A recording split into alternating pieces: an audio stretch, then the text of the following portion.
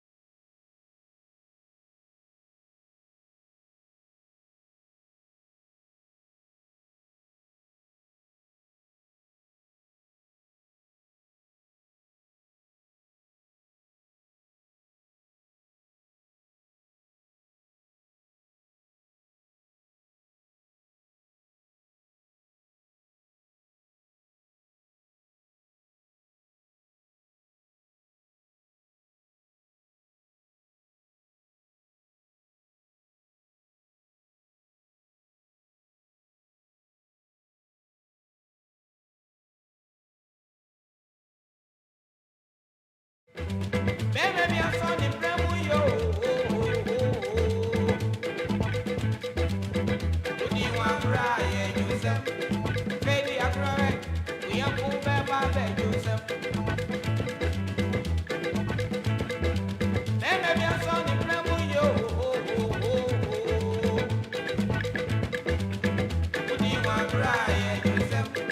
Baby, I cry. We are cool, baby, Joseph.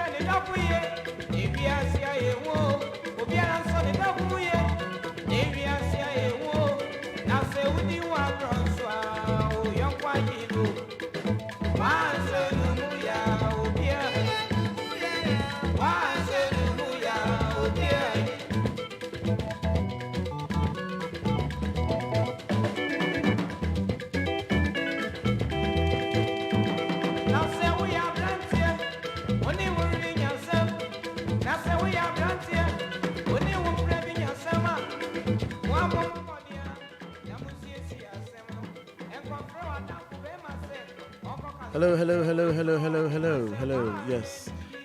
Shall I say we'd like to apologize for the loss of sound.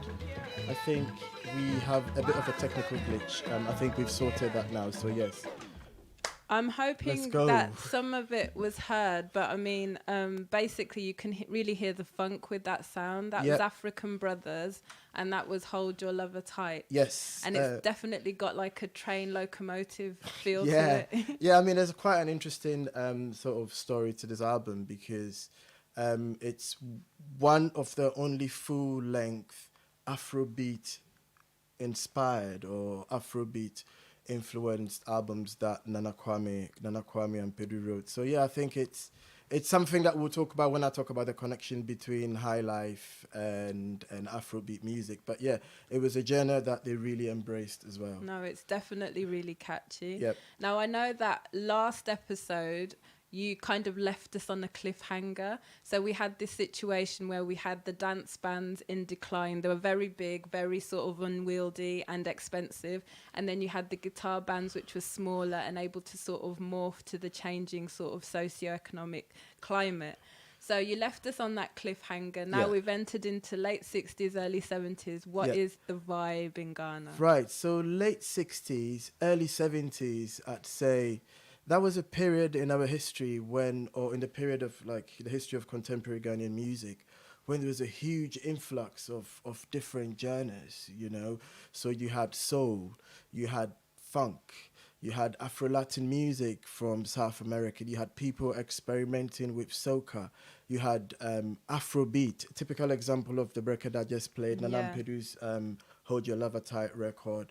You had people experimenting with psychedelic music. I mean, there was even a band called the Psychedelic Aliens, which they were playing like American garage guitar music. Wow. You know, so, and there was reggae as well. Okay. You know, everybody played reggae. I mean, from Rocksteady, Pat Thomas, to even today, Kojo Entry, and people sort of blur the lines so far as Kojo Entry is concerned. Highlife, reggae, highlife. But I think it's more reggae influenced instead, yeah. And what were the vehicles for getting this music across? I think probably in the early 70s, I think there'd been a lot of technological advancement in the sense that, for instance, in 1971, there was the Soul to Soul concert, which was a massive, I mean, like, it was referred to as the Woodstock of Africa. Is that the one that we had Ike and Tina Turner? That was the one. I mean, I think there's a documentary floating around YouTube somewhere,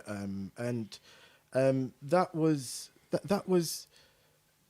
a massive concert because you had Ike and Tina Turner, as you said, Les McCann, Carlos Santana, Staple Singers. Yeah. I mean, it was big guns. You had to be there, you know, Wilson Pickett, you know, so you had to be there. And that concert alone was one of those avenues that actually spurred on Ghanaian musicians to actually explore more. You had television, you had radio. I mean, Ghana Broadcasting Corporation had really morphed and developed into a fully functional sort of broadcasting station for what it was those times. Yeah. You had magazines, you had musicians who now were able to go on tour, you know, because it was not as expensive to get on an aeroplane as it was in the 60s. So they were open to all these sources of information musically, and they couldn't help themselves. Everybody indulged in everything, you know. It was quite incestuous, if I should put it that way. It sounds it. Yeah. But also rich. That's the impression. Of course. Yeah. I mean, it was definitely very rich in quality and rich in quantity as well. Okay, so Ghana is taking all of these amazing sounds. What are we giving back? Well, I mean, if you look at, so what this brings us back again to, actually it brings us on to the first topic that we're meant to be discussing, like that transatlantic musical exchange. So come the early 70s, I mean, it's always been us imbibing things externally. I mean, we actually exporting our contemporary sound. I mean, there is no sort of solid evidence to that. But in the 70s, early 70s, we started, I'd say, Black Americans during the era of civil rights wanted to look back to Africa for artistic sort of inspiration. And they saw Africa, they were black and conscious now, so they saw Africa as the bedrock of everything, especially when it came to their art. Yeah. You know, so you had musicians like Idris Sakamore, who is currently signed to Strat Records. Quentin, if you're watching, Idris Sakamore. In 1972, Idris Akamo actually made a trip to Ghana. Okay. And he stayed not in Accra, not in Kumasi, but he went up north. Okay. To where you had the Frafra people and the Dagati people, where you had, I mean, in 1972, can you imagine going to, say, Wa or Bolga in 1972? Like rough roads, man. Yeah, that was proper roots. You know? And I think people like Idris Akamo coming to Africa actually realized the binding spirit of music, you know, which resonated with their struggles. It resonated with where they had actually come from in terms of their struggle. And they saw the spiritual aspects as well. You know, that is why we can say early Afrofuturism was very much like Afrofuturism, especially in the jazz realm, was very much influenced by, we can say it was first of all influenced by black community, you know, coming together as a community, combined that with black mysticism, you know, stories about superheroes, you know, all these components sort of bound together to form the early bedrock of Afrofuturism, and it's all pointing back to Africa. I mean, when you say that, it makes me think of magical realism, black consciousness, and you mentioned our black superheroes, so I'm thinking of the Orishas in Brazil, take that back to Benin and Nigeria, also Kwaa Nancy stories. So is all of that kind of mixed in with it? Well, I think if you look at it from a holistic point of view, I mean, if you look at, you're talking about Orishas. I mean, take a look on Orisha like Ogun, you know, which is a warrior spirit. I mean, these people from America could relate to that because it was part and parcel of their lives. I mean, their lives was a daily struggle, you know, and then that's the spiritual aspect. And then you look at the social aspect in context of music as a binding force, you know, music being able to bring people together, you know, because obviously there's unity in strength. You know, so what you've said is totally right.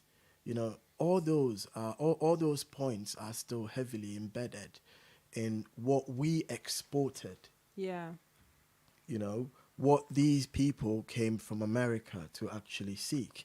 So you can look at sort of the black jazz, spiritual black jazz realm, and then you probably get a bigger idea when you look at it really closely. Okay. So you've mentioned about Idris Akamo.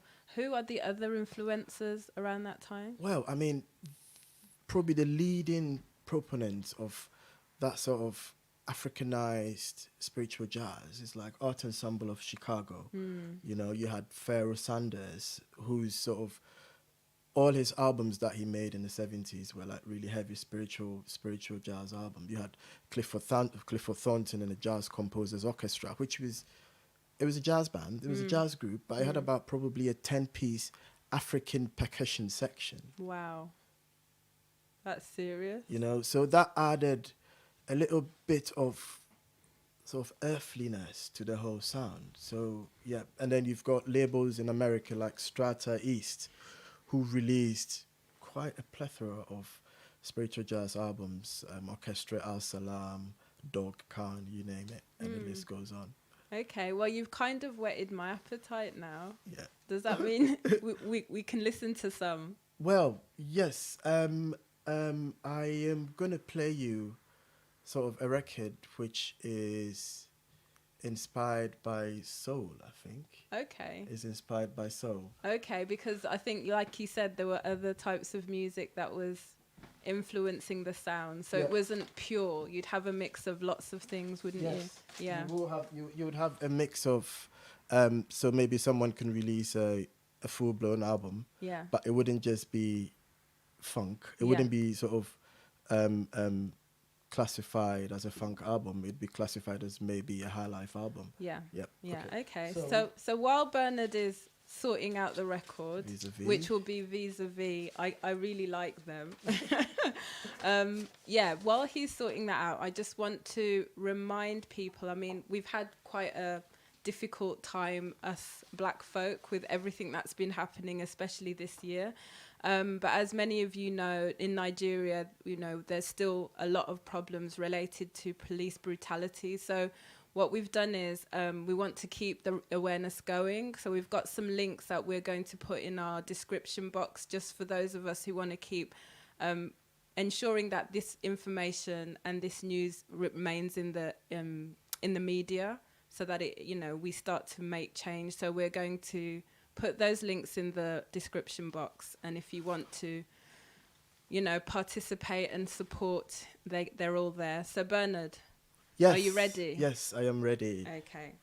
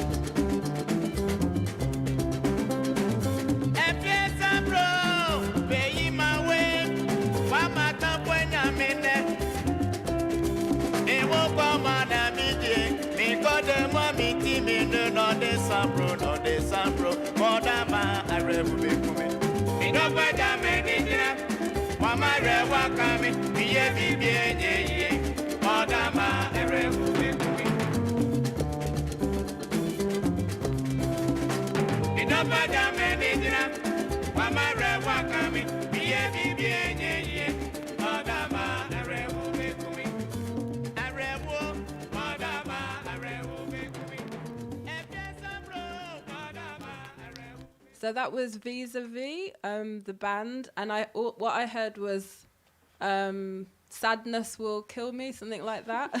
Tell us, what is the name of the album? Well, and the song. 1 second, sorry. Yes, so that was Vis-a-Vis, yes. What did you say? I said, what was the name of the song? I heard like... Odo Fever. Oh, Odo Fever. Odo Fever. Yeah. Yeah, it's really nice. It's got a really nice beat to it. Yeah, I mean, this is basic. Although it's high life to me, I mean, Vis-a-Vis, very special band. We're gonna talk about them later when we do the spotlight. But to me, this is very soulful. Yeah, you can really hear it.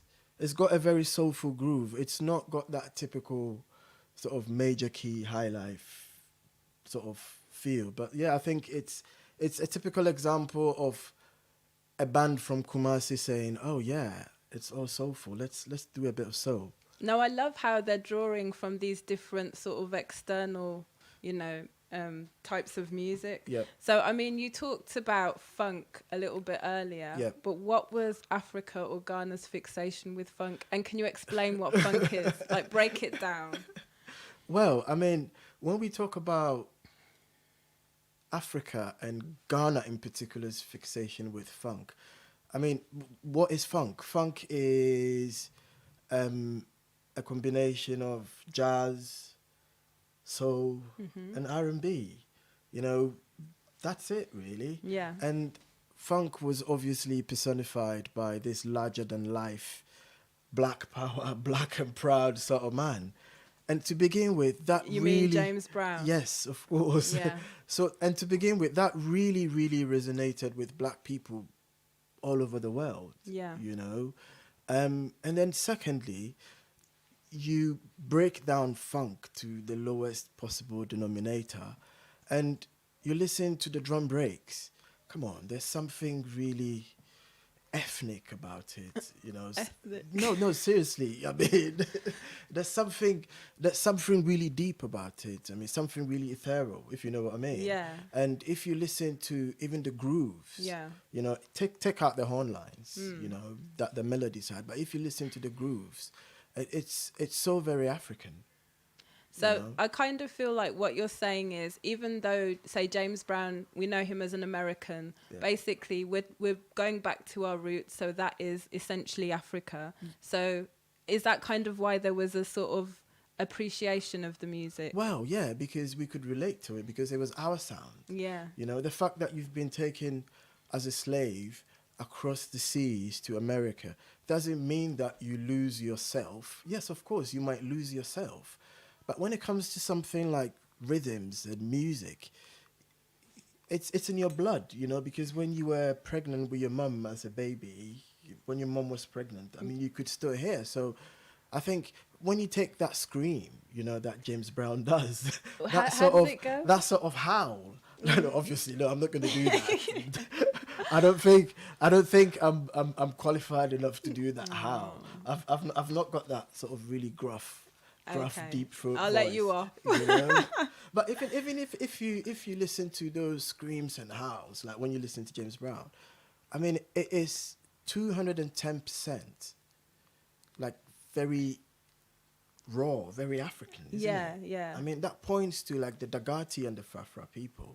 So they were doing a similar sort of... Well, I mean, if you go up north and you go to like a proper Dagati or Frafra or proper Dagomba traditional singing and dancing, there's a lot of screaming and howling. Yeah. You know, once again, I'll tack plot to Ambule. Ambule actually said that, yes, it's a very African thing, you know, because it's so innate. Yeah. You know. Yeah. So I think that was one other important sort of thing that drew African people or Ghanaians to the funk sound, to the extent that, I mean, amongst us record collectors, we refer to like, we refer to the northern parts of like Côte d'Ivoire, Ghana, Benin, I guess. Burkina Faso, Benin, Nigeria. We refer to that place as the Islamic funk belt. Oh, wow. You know, because you had bands like Super Bogu from northern Benin.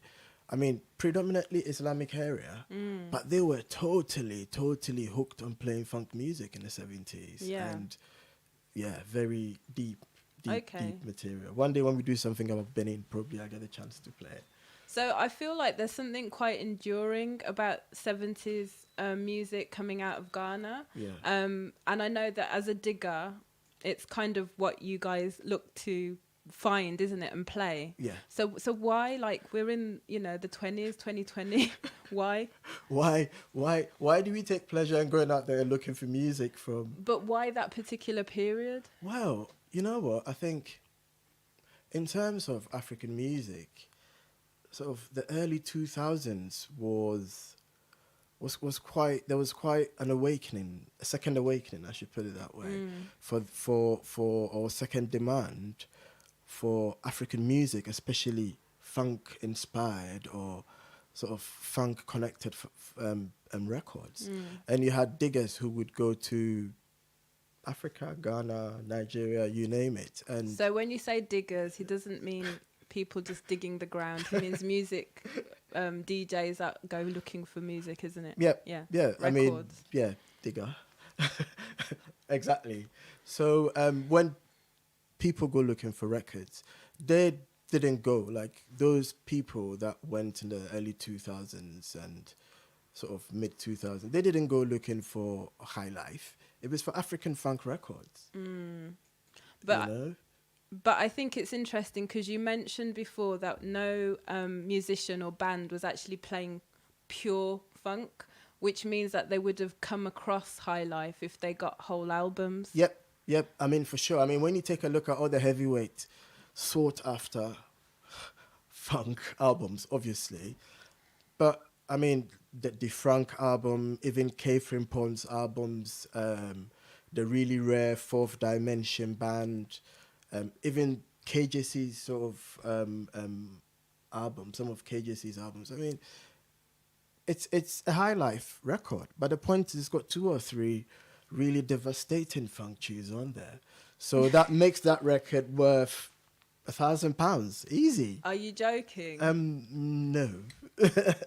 So you've got one of them, haven't you? Or a few? No. You're just Anyway, saying that. let's not talk about record worth. It's no, we're here to... Okay, fine. Okay. We can talk about that later. Okay, so When you want to buy.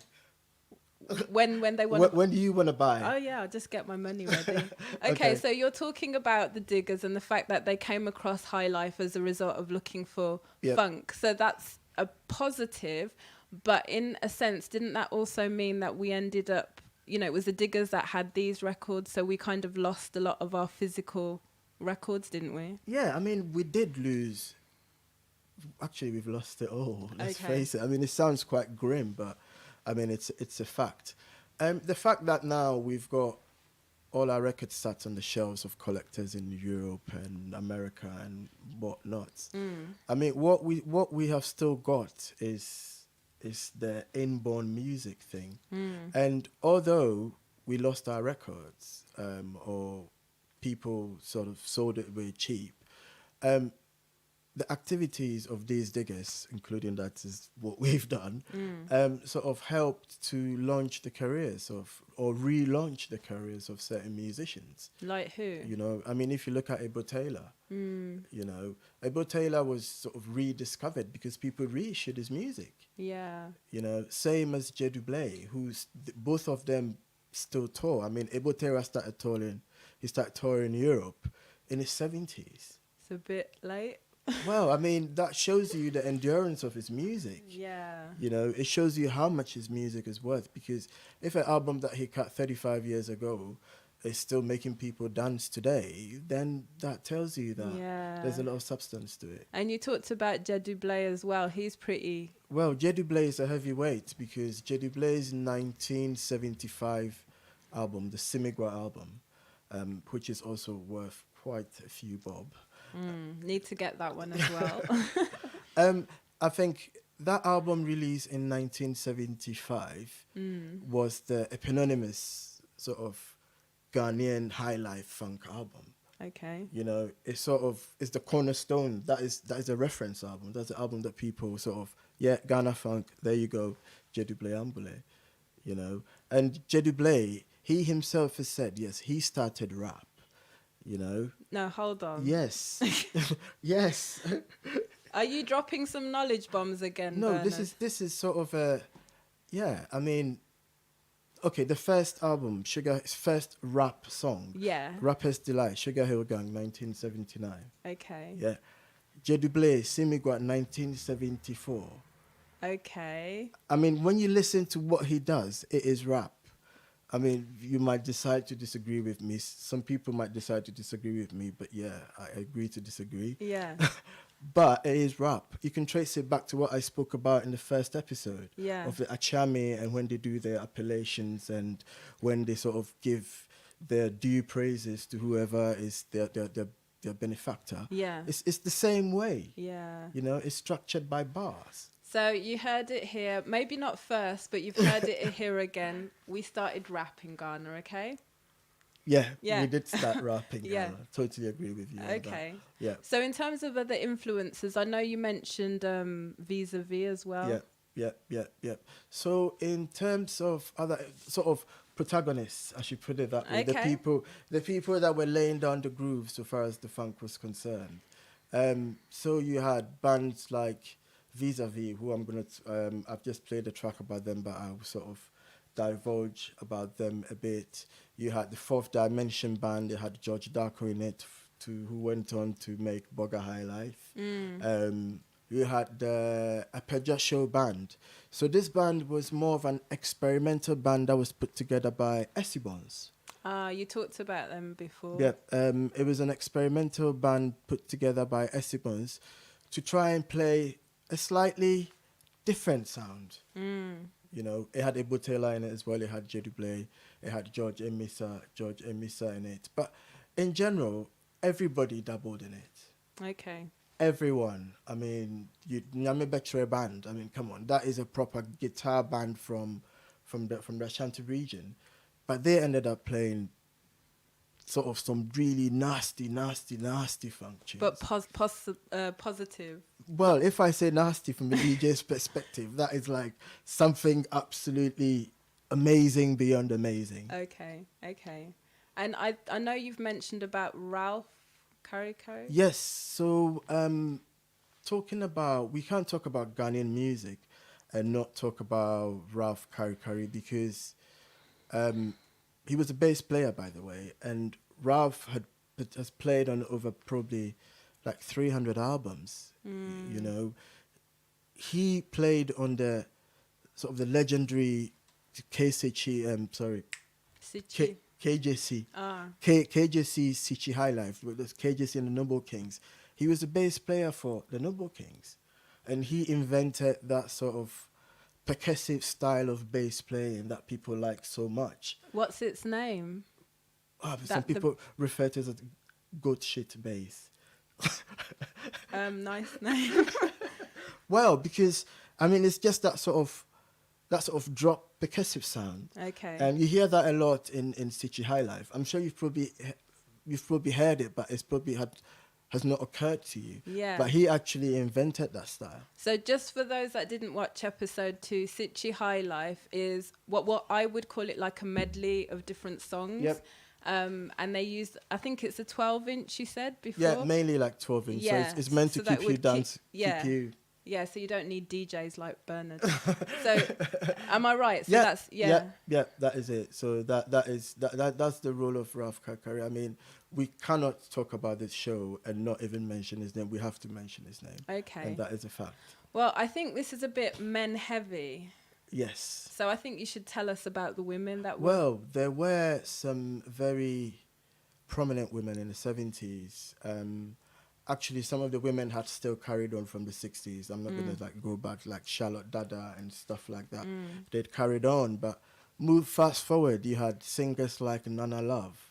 You know, she wasn't even attempting to. She was singing High Life, but we know her more from a collector's perspective.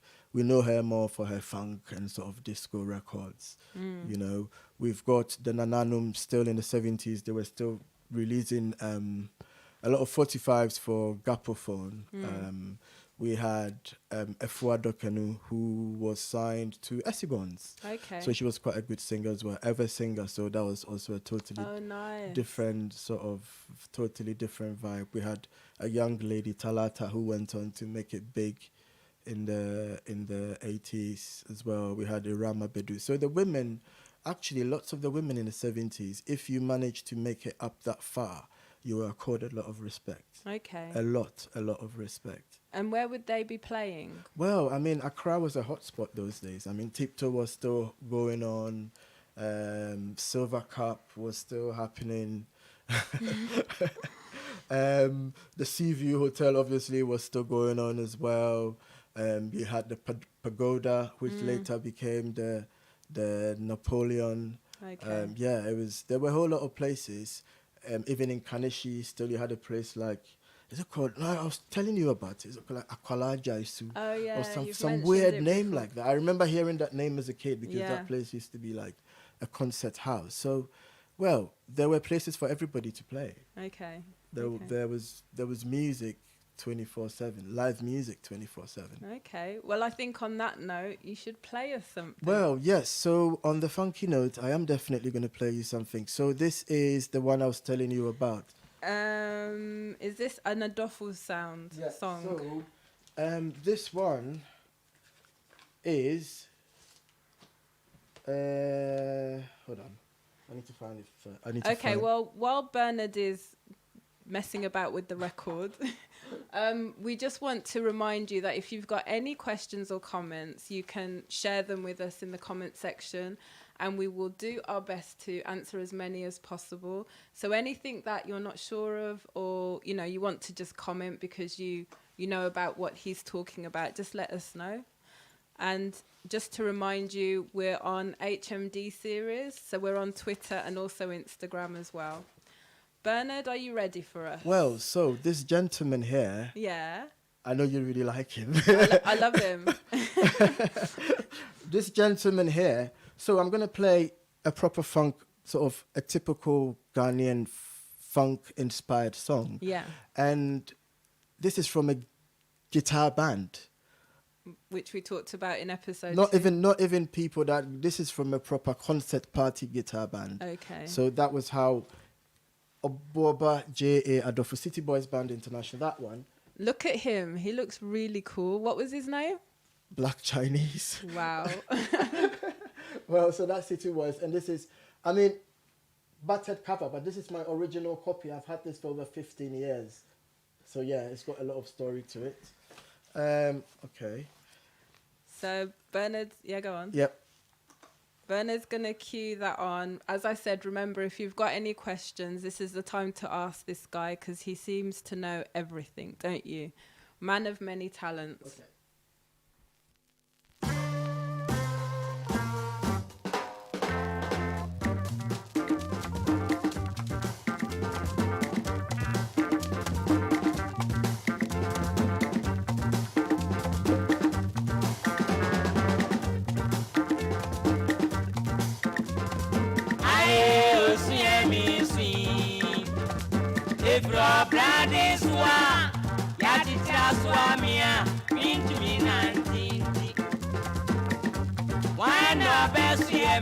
I'ma say me to me naya, me more. Iso nyami, anko nampo afuya. Iso nyami, nansumi nyami beba.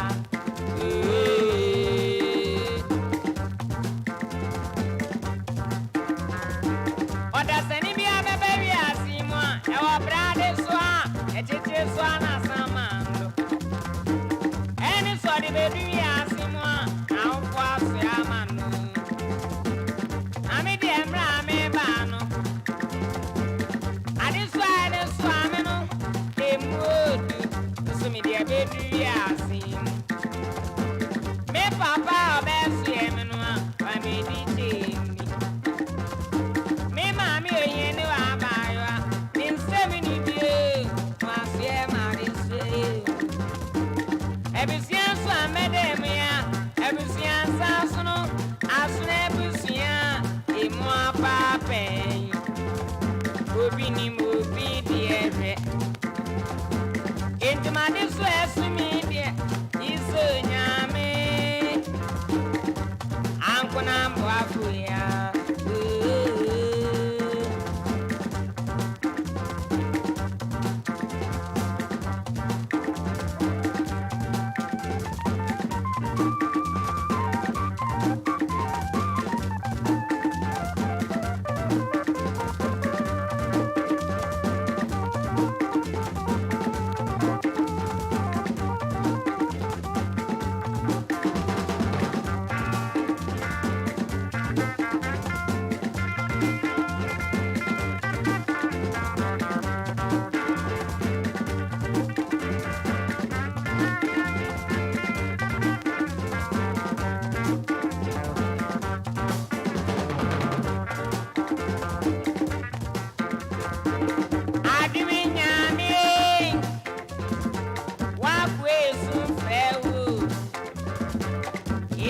any bubbles. When you say Nibia, you are just for now. Getting a Mensah. Make it talk on the answer, maybe go to any. Jerry Hansen Black Beats, don't say my this way, I'm going to be a move. Now, so I'm saying, and the memory. If it's a way, I'm a sway. This CBN so, and my book can say me good years, Tim. Getting a Mensah. I'm on the answer, Kwaa, money, couldn't be a moon. I fancy I'm an ass in Abena. Let me to make and go to my uncle Kwaa, Eddie Kajami. There's a new one coming in the Viasimukwa. Indigenous Kwaa, as I put you. Yes, Kwaa, now to me, Yamin Beba.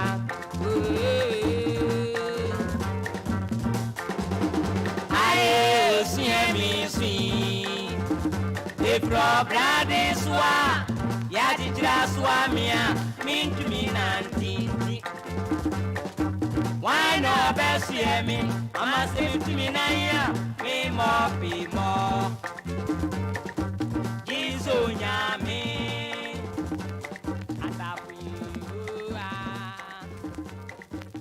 Hello and welcome back to Highlife Music Deconstructed. I'm Abena and this is Bernard, and we were just listening to some really funky sounds by, I've forgotten his name. Boys. City Boys, that's it. Obiba With the black Chinese guy. Yeah. Yeah. He's a man. Guy. Okay. Yeah. So, I mean, you've talked a lot about the influences that were coming from across the seas. Yep. But I'm not sure that everyone was listening or creating music based on that. So talk to us about the other types. So, I mean, in the mid-70s, there were a particular group of musicians who decided not to go with the flow. Okay. You know, they had more of a back to our roots sort of mentality, or a back to our roots approach to making music. So they decided to shirk everything. I mean, we're not going to do funk, we're not going to do reggae, we're not going to do soul. We're probably going to do high life, but not a lot of it, just a tiny bit. But we're going to play traditional music, deep, dark traditional music, with modern instruments. Okay. You know, so this movement I refer to as the Back to Our Roots movement. I mean, you had this movement in the midst of all these sort of really grand happenings. Yeah. Okay. So they're quite neo-traditionalists. Well, we would say the sound and the appearance and the presentation was definitely traditional, but as you said, in more of a neo-traditional sense. You know, we're bringing you the deepest, darkest, most hypnotic traditional sounds. Wow. But we'll probably be playing a Moog synthesizer. Okay. You know, yeah. So could you give us an example of who? So I think, to be honest, there weren't sort of, in terms of other numbers or in terms of labels who supported them, etc. There wasn't a lot. But you had bands like Bunzu Soundz, Hey Jolly Sounds, Bassa Bassa Sounds. You know, I see a theme. Yes, there's a theme of sounds at the end of it, and this movement was actually supported heavily by a Lebanese musician and producer who lived in Ghana at that time, because I think in the 70s, because of trade and business, a lot of Lebanese and Syrians moved into Ghana for business and trade. So his name was Faisal Helwani. Okay. And he was a brilliant sort of keyboard player. Okay. At the same time, a musician, and he absolutely loved traditional rootsy music.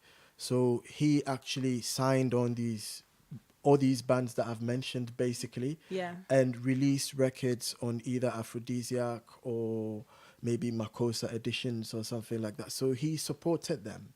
You know, he used to run this club as well in Osu called the Napoleon Club, Okay. which was the focal point of I'd say conscious musicians. So would Fella Well, fella hang out Okay. at the Napoleon Club as well with his Kula Lobitos band. I mean, when he came to Ghana at that point to actually sort of learn how to play the high life and how Yeah. to immerse himself into the...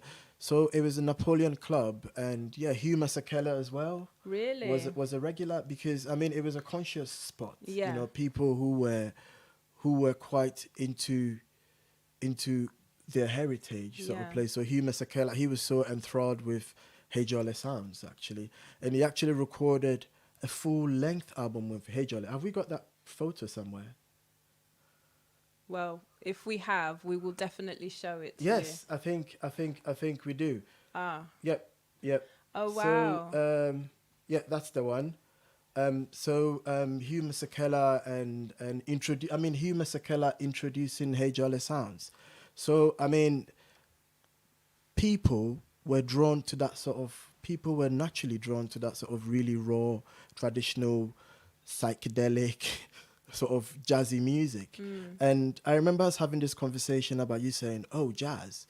But I mean, jazz is a black thing, because if you look at some of the composition structures of, say, the Hejole Sounds, you have periods of sort of improvised solos, Yeah. you know, which form the structure of the song as well. It's not necessarily that the song is out of structure or everybody's jamming, Yeah. but everyone has got their session or their section for sort of be free, do what you want. Okay. And in an essence, that is what jazz is to an extent. So what you're saying is, with this neo-traditional sound, there was jazz, there was a jazz influence. But when I think of jazz, I think of what came from America. But what you're saying is, because it's part and parcel of being African, Yep. and it's this idea of having a structure, but within that having a lot of, you know, chords and all of that stuff going on. It's essentially African anyway. Yep. So it wasn't like they were No, taking something. No, it Yeah. was something that was coming sort of naturally. Yeah. Yeah. Okay. And I think most of those bands never really made it commercially. You know, because this was a time when somebody wanted to look really cool, big hair, sort of platforms, you know, they wanted... Dashiki. Yeah, they wanted to be Afro. Yeah. Like you. No, I don't think so. You know, so it's amazing, but these people were not given enough recognition. So, I mean, I know we're playing a lot of music today.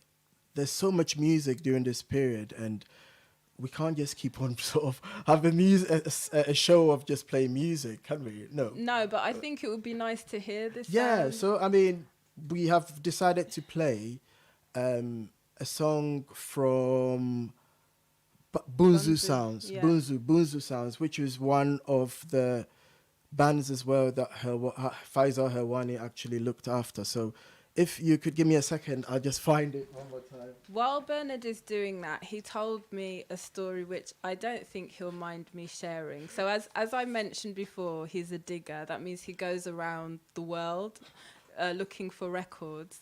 And I think he was in Ghana looking for records, and he got a call, somebody saying that they've got some amazing records, 45-inch records that he should come and get. So he travelled somewhere out of Accra, I can't remember where you said. But when he got there, it was like a container, and in the container was all these records that hadn't been picked up for ages. And there was a scorpion or scorpions in it. Was there more than one? Well, There was there's a couple loads. of scorpions. I almost got bitten, actually. Yeah. So he had this, like, you know, sort of challenge. Do I pick up these potentially really important and maybe expensive £1,000? Or get bitten by a scorpion. Well, yeah. And he was a champion. He did it, didn't you? Well, you of got course, the records. Yeah. But what happened? Without the scorpions, half of it was scratched. Really? Like, out of like 150 records, I managed to rescue only about probably 60. 60. Yeah, and they were scratched. Very scratched, beyond play. That was the scorpion. And I'll leave it at that. Right, so we're going to play this. Bunzu Soundz. Nice cover. A very sort of, what's the word? I don't know. Interesting cover. So yes, this is Bunzu Soundz, and this is what they call Zinabu. Okay, I'll get it going. Yeah. It is a nice cover.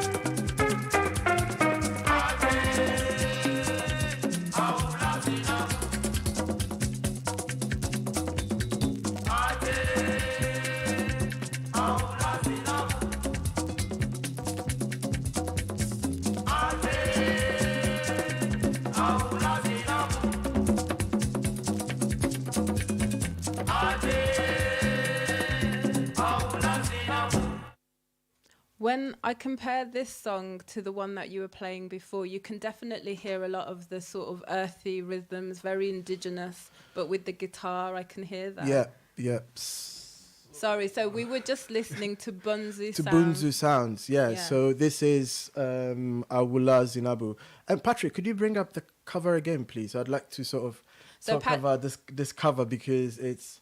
Okay, but let's just say Patrick is our technical producer who's Patrick behind the scenes. Is our man here He's today. blushing at the moment. Yeah, he likes it. Right, so this album cover was designed by Lemi Garioku, and same guy that designed nearly all of Fela's most provocative, informative record albums. I mean, record album sleeves. Because if you know, Fela had always some great, sort of amazing artwork. So this is Lemi Garioku, and he actually designed the album cover for Bunzu Soundz, managed by Faisal Helwani in Accra. Yes. You know, so the next topic that we're going to talk about actually would bridge that sort of Ghanaian, Nigerian connection. You kind of touched on Afrobeat earlier, but I think this is the time to really embellish, you know, on it. Yes, so as I said, the 70s was a period whereby there were sort of bombardment of different genres of music. Afrobeat is also one genre that Ghanaian musicians like really embraced, you know, and Afrobeat in itself, if you sort of strip it down to its bare bones, Afrobeat is just a synthesis of traditional Yoruba music or Fuji music from Nigeria, together with Highlife, with American jazz and funk sort of battered across the top of it. Yeah. So it's this sort of rich layer of influences or rich layer of sound. And to be honest, all the great Afrobeat musicians will tell you, before you even attempt to play Afrobeat and play it properly, you should go and master Highlife first. You know, so that was the respect that was given to Highlife, because that aspect of Highlife in that melange that makes up Afrobeat, if you're taking the Highlife out, I'm sure Afrobeat wouldn't be what we know it as it is today. So basically, I mean, I think you've said it before, that Highlife is the grandfather. Yeah. Yes, Highlife is the grandfather of Afrobeat without a shadow of a doubt. Another knowledge bomb. Definitely without a shadow of a doubt. Yeah, Yes. yeah. Okay. So give us, I mean, apart from Fela, who's well known, give us, you know, examples of other musicians that were playing Afrobeat. Right, so that brings you to the first album that we played, the African Brothers Locomotive Engine sort of record. That record is what I would call benchmark for sort of Ghanaian musicians, not necessarily playing all our Afrobeat, but actually dipping their foot and sort of having a test. I mean, Ebo Taylor plays Afrobeat at one point. He plays Afrofunk. He plays Highlife. You know, the Mercury Dance Band. You've got people like Rob, who also sort of, he plays heavy funk, but it's got like injections of Afrobeat. So it did take a hold. Obiba J and Adolfo as well. He played a lot of high Afrobeat inspired songs.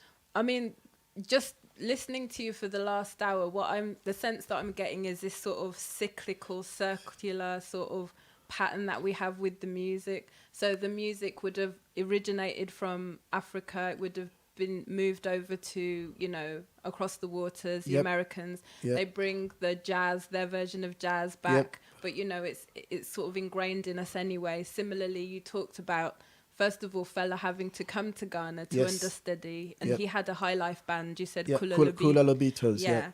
And then he went back to Nigeria and America, I believe, came back, and then Afrobeat is born, not beats. No. Yes.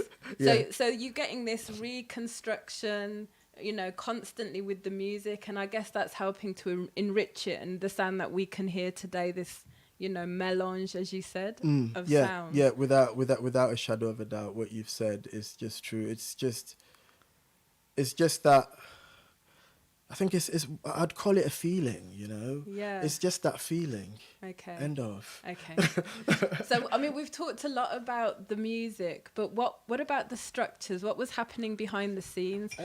And the reason why I asked this is because in episode 2, you talked about, you know, a lot of the industry structures initially were quite British or European.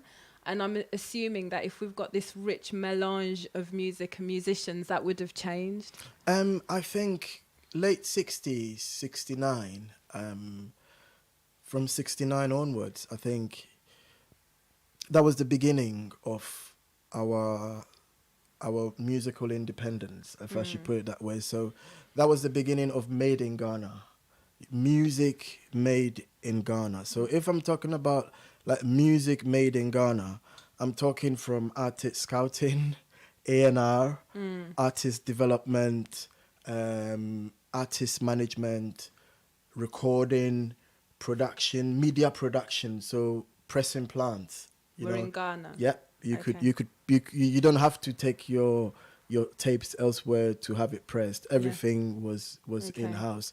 You had very reliable and really profitable distribution and marketing networks. You had someone like DK Nyaku. I think he had his office or his shop was in Kumasi near the Rollins Park. I remember that very well. Okay. Yeah, because he probably that was in the 80s. Like he used to sell cassettes. My dad used to buy cassettes off him. Now that it rings a bell, but I mean, you had distributors like him.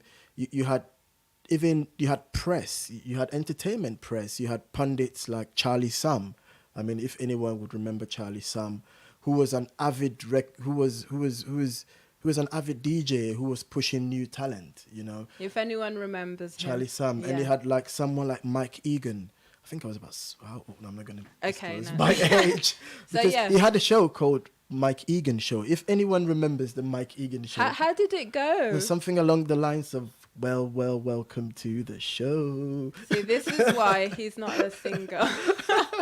Okay, so was that kind of like new bands would come on the show? Yeah, I mean, it was probably like the MTV of the day. I mean, Oh. if you want to see the hottest, newest acts, and it wasn't going to be someone miming. It was always going to be a live, full-blown, Yeah. live outfit. Okay, You so know. basically we were running things. We were in charge of our own things. I mean, that era also gave rise to a lot of sort of household, I would even say national record labels, although they were private. Yeah. You know, you've got Essibons. Yeah. He actually built the first record pressing plant in '69. Yeah. You know, this was proper with the Yeah. stampers and everything. Yeah. In '69, you had in Kumasi, you had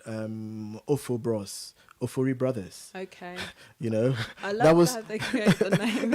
No, what do you like about that? It's like Ofori Bros, Ofi Bros. It's like they just put it together. Well, I think it was a Ghanaian thing. Yeah. You know, you had in Kumasi as well. Although you had Ambassador, Yeah. which was a label and a pressing plant at the same time. So doubling up. They were doubling up recording studio and a plant as well. You had still in Kumasi, you had AK Brobe's record label, Brobisco.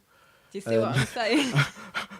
Brobisco House of Music. Yeah. You know, you had his label as well. And you had Ride Away, which was somewhere in Accra, in Ridge.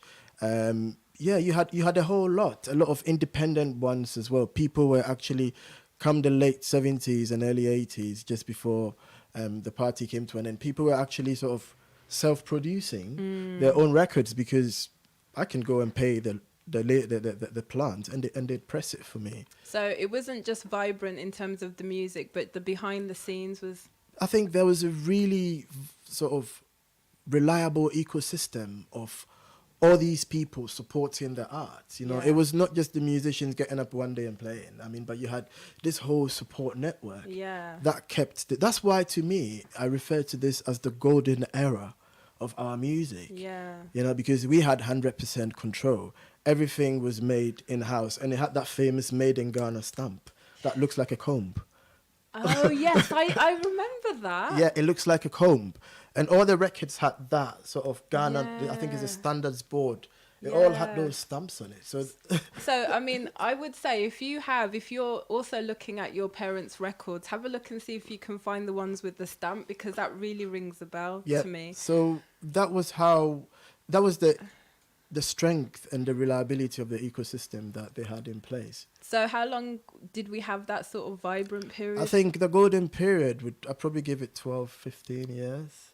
And then what happened? What happened? Yeah, what happened? Well, after 12, 15 years, the party just came to an end. In 1981, Yeah. 31st December, Yeah. 1981, there was a coup, and there was a blanket curfew, 6 to 6 curfew. Nobody move. So the impact of that was, No nightlife. yeah. I mean, import duty on musical instruments, believe it or not, was hiked up over 200%. Wow. So if you bought a guitar for 50 quid, by the time you get hold of it in Accra, you'd end up paying about probably 400, 300 quid, which didn't make it viable. But then after that, something else happened. And you're gonna leave it there, I think. I think this is what we'll talk about in episode 4, post-revolution. Yeah. So we'll be talking about what happened during the revolution, musically, and then what happened in the broader scheme. So you're looking at maybe from 81 all the way to 90, 91, 92. Okay. Yep. Yeah. So that is, I know you like that period because that is... Well, that's what I grew up listening to, you know. Yeah. But no, I mean, completely. If you have a coup and you have all of these restrictions, that's going to impact on the you know, the sort of fruitfulness of the music, isn't it? Yeah. So I guess on this note, we're going to have to say goodbye to Bernard once again. But you're going to play us out with one more song, aren't you? Yeah. Yeah. Yes. But while he's sorting that out, you know, we really would like to share some of the comments and the questions that people have shared with us. So I'm just going to have a look and see if we have anything there. I just want to let you know, Bernard, my dad says hi. Hello, Dad. Yes. In terms of other questions that some people have had, let's see. William Simmons says another band is E.T. Mensah group from Manfro of the suburb Accra. Yeah. He's mentioned, but also Obiba, which we did mention in episode 2, didn't we, Bernard? Yep. Yeah. Yes. Sorry. Sorry. Yeah. And I think some of the songs, William has said that he remembers them from the late 60s and early 70s. Okay. But there's so many, you know. Well, there's so many. So next album, which would be so I'm gonna play one more song and then we're gonna take your questions. Yeah. And then after we take your questions, we're gonna say goodbye. Sayonara. Yeah. So right. So this is what I'm gonna play.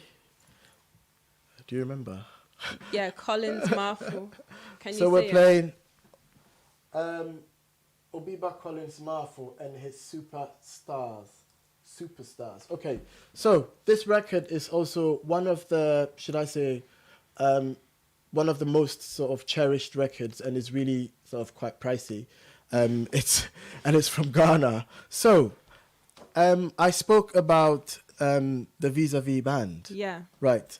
So the Vis-a-Vis band was a band from Kumasi, and they were the band that actually backed the legendary Dr. K. Frimpong for his most famous songs, Chen Chen Bie Dimewu and Shushemunewi Wipina. I mean, this band was a special band in terms of playing that sort of really hybridy, funkified high life and not sort of playing too much James Brown. I think that's what makes them stand out to me. They were so good at using synthesizers. I mean, the next track I'm going to play will sort of demonstrate that fact as well, because synthesizers went on to make a great impact in the 80s because of electronic bogger high life. So the Vis-a-Vis, they would normally record or tour, and they would tour as Vis-a-Vis, but they would record as the Cubanos Fiestas. Okay. Same band that was back in K. Frimpong. And this is them on Collins Marfo was actually a guitar player for Vis-a-Vis. Okay. So he says, and the superstars, but it's actually not the superstar. Of course, they are superstars, but it's every single member of the Vis-a-Vis band. Right, they really know how to make things simple, don't they? It's every single member. So you've got Kung Fu Kwaku, who's a drummer. I mean, what an amazing name, Kung Fu Kwaku. Yeah. You've got Sammy Cropper, who's Asabia Cropper's brother. Yeah. I know you like Asabia. I love her.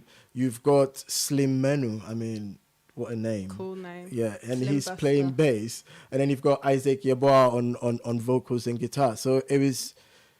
This song that I'm going to play is in sort of the K. Frimponish sort of mode. Probably after the first 2 bars, you're going to get it anyway. So this is Collins Marfo and Owoi. Okay.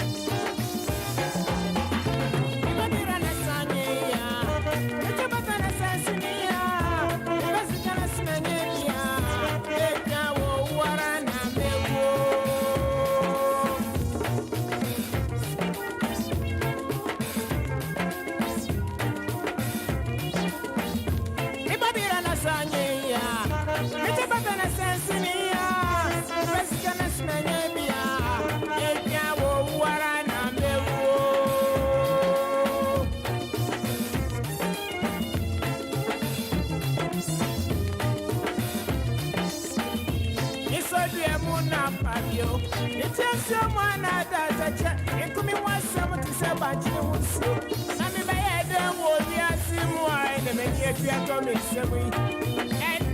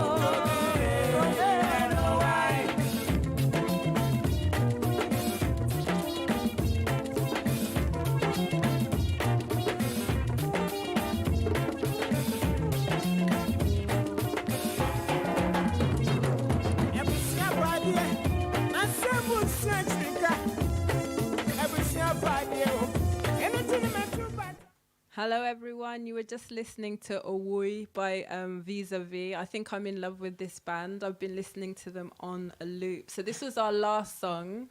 Thank you for sticking with us. You've done really well. We're almost at an end. My name is Abena. This is Bernard. Yep.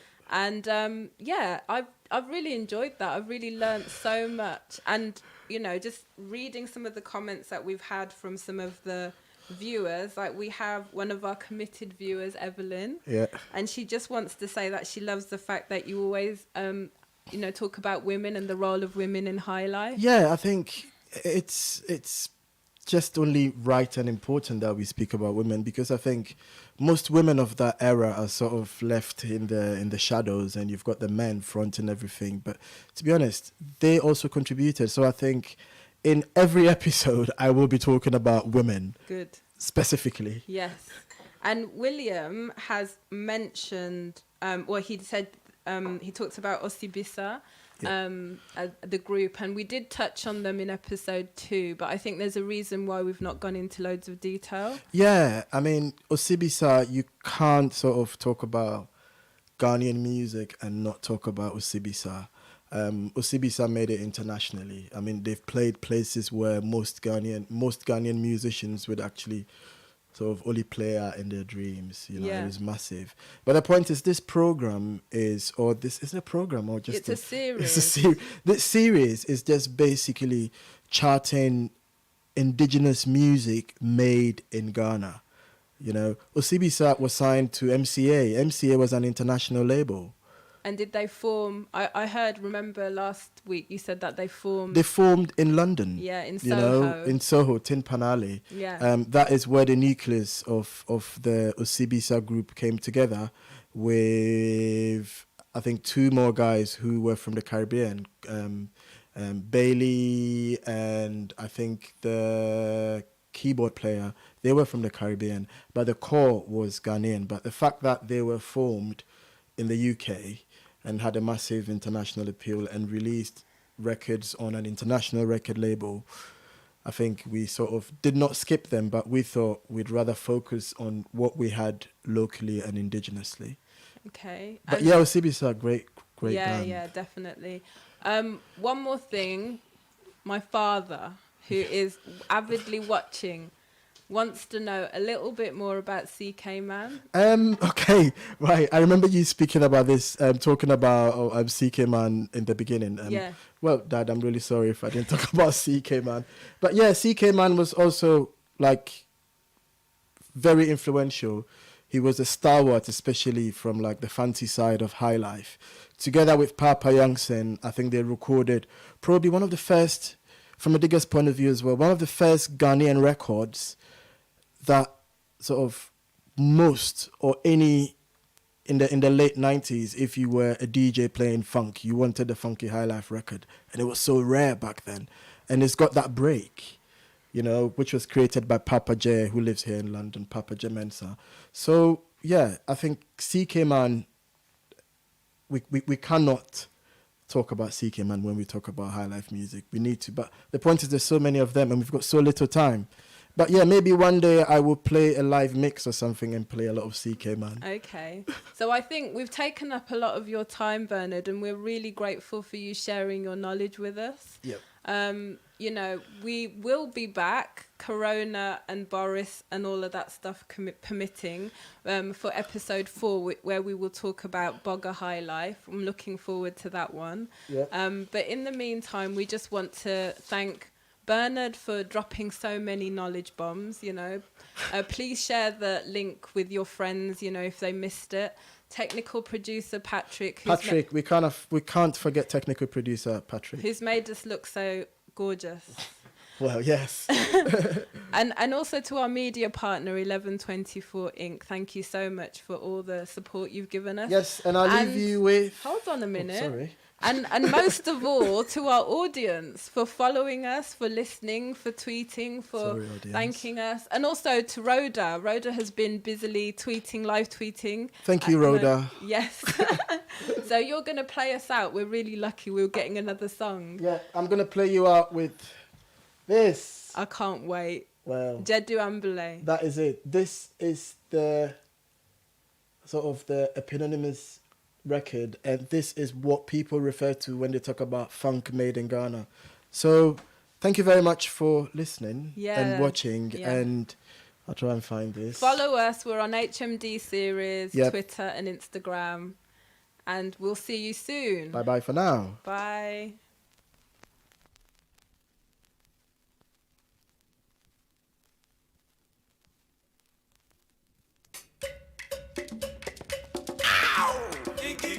Baby, I'm a flabber, I can stand it. I feel good. Good God. Yami Papa, sex machine. Look at that soup, hey, now baby, I'm a flabber, I can stand it. I feel good. Good God. Yami Papa, sex machine. Look at that soup, hey, now look at that soup, hey, now have a yes, some more, have a yes.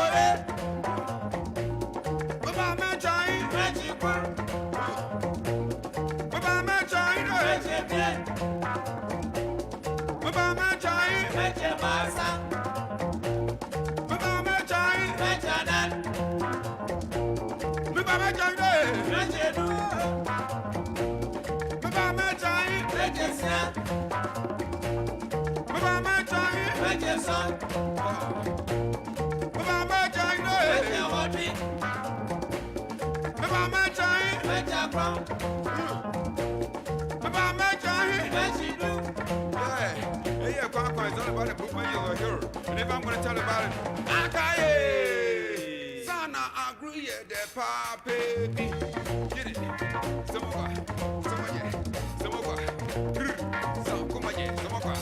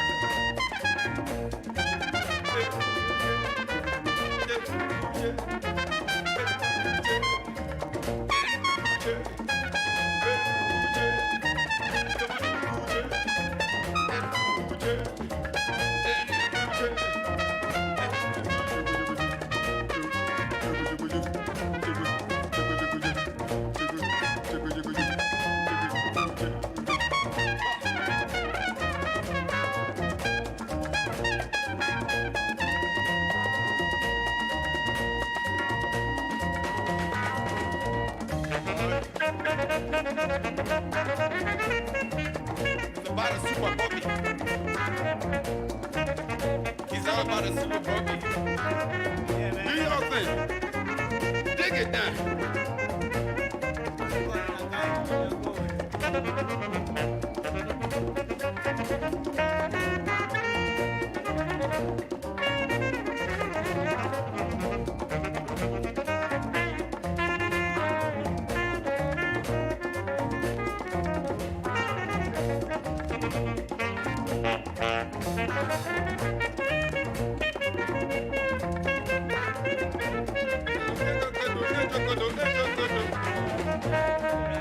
Yeah, man. You might want to talk about it? Yeah, man. Yeah, man. Yeah, you might want to talk about it? Yeah, man. This is about a Kwaa. Yeah, about a Kwaa. Within all the Tempua. Yeah, man. Within the hell of them. All right. Yeah. I don't know the jealous, man, because if you're jealous, you go weak. Yeah, man. Yeah. This is about a Kwaa. If I want to talk about it, I'm going to tell about the movement you go within the upper fresh of the movement. Yeah, whereby you get a hip booth within the sample table of the jaguars and the heavy jack.